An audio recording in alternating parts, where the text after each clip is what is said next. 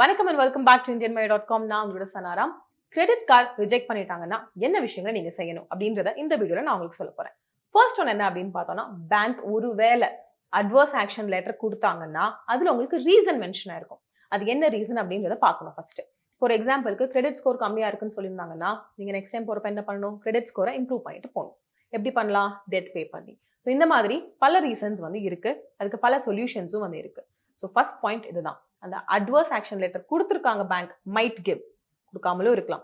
So கொடுத்துருந்தாங்க அப்படின்னா அந்த இடத்துல நீங்க என்ன ரீசன் அப்படின்றத பார்த்து அதை இம்ப்ரூவ் பண்ணிக்கணும். செகண்ட் பாயிண்ட் என்ன ரீசன் அவங்க கொடுத்துருக்காங்க, இல்லை உங்களுக்கே தெரிஞ்சிருக்கணும் இல்லையா, இதனாலதான் மேபி ரிஜெக்ட் பண்ணியிருப்பாங்க, நம்ம இன்கம் கம்மியா இருக்கனால ரிஜெக்ட் பண்ணியிருக்காங்க அப்படிலாம் தோணுச்சுன்னா அதை எப்படி இம்ப்ரூவ் பண்ணிட்டு அதுக்கப்புறம் போகணும் தான் நீங்க யோசிக்கணும். இமீடியட்டா நீங்க அப்ளை பண்ணிட்டே இருந்தீங்கன்னா உங்களுக்கு கிடைக்கவே கிடைக்காது. ஸோ இது ரெண்டாவது பாயிண்ட். எந்த ரீசன்னால நமக்கு கிரெடிட் கார்டு கிடைக்கல, அது எப்படி இம்ப்ரூவ் பண்ணிக்கலாம் அப்படின்றத பார்த்துட்டு அதுக்கப்புறம் தான் நீங்க நெக்ஸ்ட் கிரெடிட் கார்டுக்கு அப்ளை பண்ணணும். மூணாவது விஷயம், ஸோ இன்கம் பிரச்சனை, எம்ப்ளாய்மெண்ட் பிரச்சனை அப்படின்னா நமக்கு அன்செக்யூர்ட் கிரெடிட் கார்டு கிடைக்கிறது ரொம்ப கஷ்டம். ஆனா செக்யூர்ட் கிரெடிட் கார்டு கிடைக்கும். ஸோ ஒரு எஃப்டி ஸ்டார்ட் பண்ணுங்க, ஒரு ஃபிக்ஸ்ட் டெபாசிட் போடுங்க. ஃபிக்ஸ்ட் டெபாசிட் போட்டுட்டு நீங்க அதே பேங்க்ல கிரெடிட் கார்டு கேட்கலாம். ஸோ செக்யூர்ட் கிரெடிட் கார்டு அப்படின்றதுனால கொடுப்பாங்க, ஒரு லிமிட் வச்சு கொடுப்பாங்க. அந்த இடத்துல நீங்க கரெக்டா அதை ஸ்வைப் பண்ணி கரெக்டா அதை அடைச்சு ஆன் டைம் அடைச்சு நல்லா மெயின்டைன் பண்ணி வந்தீங்க, உங்களோட கிரெடிட் ஹிஸ்டரி நல்லா ஆக்கிட்டீங்க அப்படின்னா நீங்க அதுக்கப்புறம் அன்செக்யூர்ட் கார்ட்ஸ் எடுத்துக்கலாம். ஸோ இது மூணாவது பாயிண்ட். உங்க கார்டு ரிஜெக்ட் ஆயிடுச்சு அப்படின்னா நீங்க செக்யூர்ட் கிரெடிட் கார்டு எடுத்துட்டு அதுக்கப்புறம் இந்த மாதிரி கொஞ்சம் மாசத்துக்கு கொஞ்சம் வருஷத்துக்கு கரெக்டா மெயின்டைன் பண்ணி உங்களோட கிரெடிட் ஹிஸ்டரியை பில்ட் பண்ணிட்டு அதுக்கப்புறம் அன்செக்யூர்ட் கிரெடிட் கார்டு எடுத்துக்கலாம். நாலாவது விஷயம் என்னன்னா, பேசிக் கிரெடிட் கார்டு இருக்கும் தெரியுமா.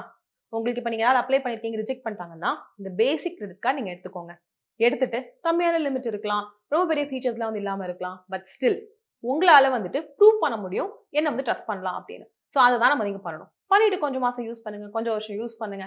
கரெக்டா யூஸ் பண்ணிட்டு இருந்தீங்கன்னா அதுக்கப்புறம் நீங்க நல்லா பில் பண்ணிருப்பீங்க. திரும்ப உங்க கிரெடிட் ஸ்கோர் ஆகட்டும், கிரெடிட் ஹிஸ்டரி ஆகட்டும், எல்லாமே பெர்ஃபெக்டா இருக்கும். அப்டேட் பண்ணிக்கலாம் உங்களோட கிரெடிட் கார்டை. ஸோ உங்க கிரெடிட் கார்டு ரிஜெக்ட் ஆச்சுன்னா நீங்க 4 விஷயங்கள் என்ன பண்ணணும். So first, adverse action letter கொடுத்துருக்காங்கன்னா ரீசன் என்னன்னு கண்டுபிடிங்க. ரெண்டாவது, என்ன ரீசன் தெரிஞ்சிருச்சு இல்லையா, ஸோ அதை இம்ப்ரூவ் பண்ணிட்டு அதுக்கப்புறம் தான் அப்ளை பண்ணணும். மூணாவது, செக்யூர் கிரெடிட் கார்டு எடுத்துட்டு அதுக்கப்புறம் அன்செக்யூர் கிரெடிட் கார்டுக்கு ட்ரை பண்ணலாம். நாலாவது, நம்மளோட எலிஜிபிலிட்டிக்கு தகுந்த மாதிரி அந்த பிளெயின் கிரெடிட் கார்டு என்ன இருக்குன்றத பார்த்து அதை எடுத்துட்டு நம்ம கிரெடிட் ஹிஸ்டரி பில்ட் பண்ணி, ரீபேமெண்ட் ஹிஸ்டரி பில்ட் பண்ணி, கிரெடிட் ஸ்கோர் பில்ட் பண்ணி எல்லாமே பெர்ஃபெக்ட் ஆக்கிட்டு அதுக்கப்புறம் இந்த கார்டை அப்டேட் பண்ணிக்கலாம். ஸோ இதுதான் 4 விஷயங்கள் நீங்க செய்ய வேண்டியது கிரெடிட் கார்டு அப்ளிகேஷன் ரிஜெக்ட் ஆயிடுச்சுன்னா. அண்ட் இந்த வீடியோ இதோட முடிவுக்கு வந்துருச்சு. ஃபினான்ஷியல் ஃப்ரீடம் ஆப் கண்டிப்பா இன்ஸ்டால் பண்ணுங்க. எதுக்குன்னு கேட்டீங்கன்னா, நம்ம பல விஷயங்கள் லைஃப்ல கத்துக்கிறோங்க, பல விஷயங்கள் தெரிஞ்சுக்கிறோம்.